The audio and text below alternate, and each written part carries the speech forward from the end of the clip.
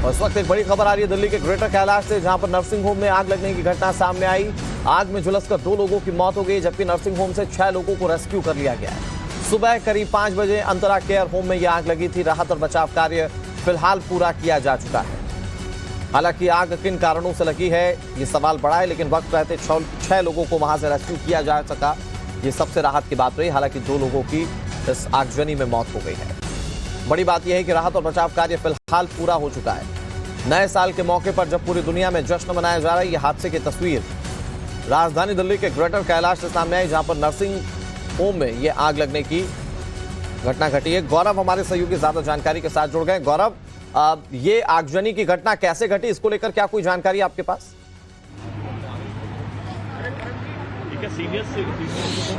देखिए, संभवतः बताया जा रहा है कि शॉर्ट सर्किट वजह हो सकती है शुरुआती। हालांकि सुबह 5:14 पर यह आग लगी थी। और अगर अभी आप देखें तो ये अंतरा केयर होम्स है, ये सीनियर सिटीजन्स के लिए दरअसल जो है वो सुविधाएं प्रदान करता है।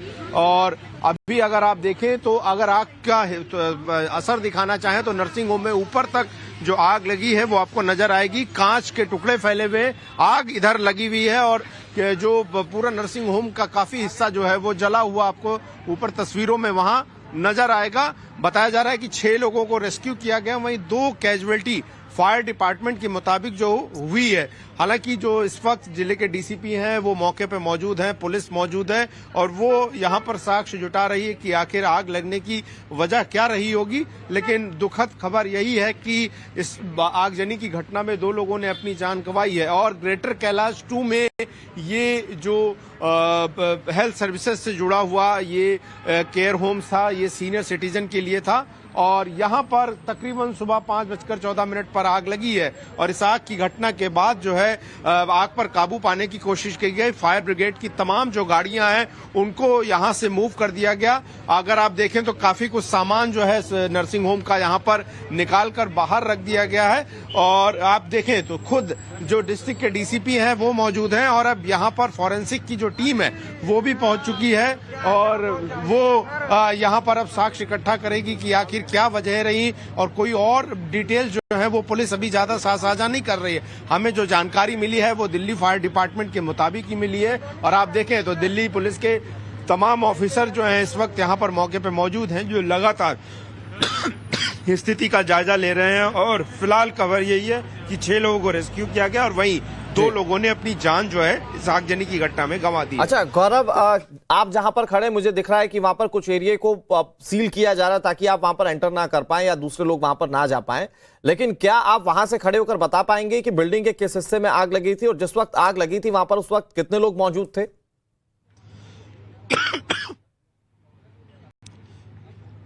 बिल्कुल बिल्कुल, जो आग जहां लगी थी वो हिस्सा हम आपको दिखाते हैं। ये अगर आप देखें तो नर्सिंग होम का जो सबसे ऊपरी जो मंजिल है उसमें आग लगी हुई है, उसके नीचे आग लगी हुई है। पर उसके अगल आप देखेंगे तो अगल बगल आग की वजह से जो बाकी के 3 मंजिल है उनकी खिड़कियों के जो कांच है वो पूरी तरह से फूट गए हैं और अंदर काफी नुकसान जो है ऊपर के 2 मालों पर सीधे दिखाई दे रहा है। जलकर पूरी तरह से जो खिड़कियां हैं, खिड़की का हिस्सा है, अंदर का जो पूरा सामान है वो राख हो गया है।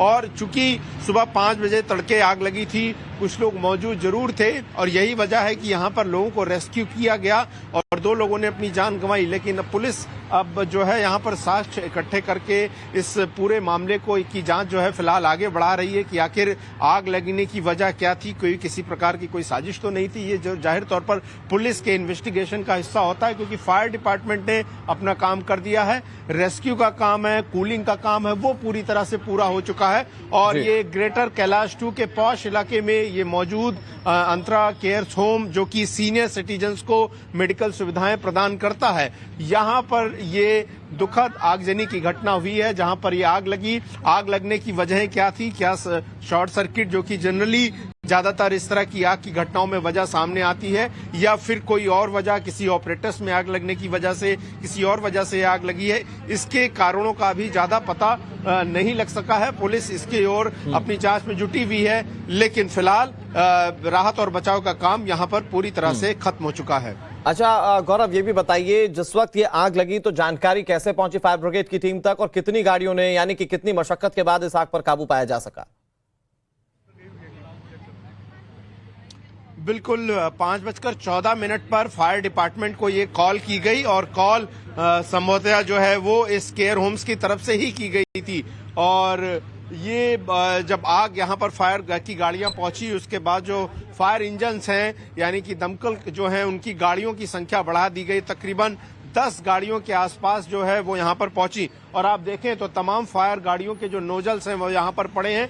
कूलिंग क्योंकि आग बुझाने के बाद किया जाता है, तो आप देखें तो नीचे के फ्लोर पर पूरा पानी भरा हुआ नजर आ रहा है। यानी कि जब राहत का कार्य हो जाता है, बचाव का कार्य हो जाता है, उसके बाद जो भी कहीं भी थोड़ा धुआं या चिंगारी निकल रही होती है, फायर डिपार्टमेंट वहां कूलिंग का काम करती है। तो कूलिंग का काम हो चुका है, लेकिन ये जो लकड़ी के जले हुए हिस्से पड़े हुए वो दिखाते हैं कि जितना भी फर्नीचर मौजूद था वो सब कुछ जलकर यहाँ पर फिलहाल राख हो चुका है।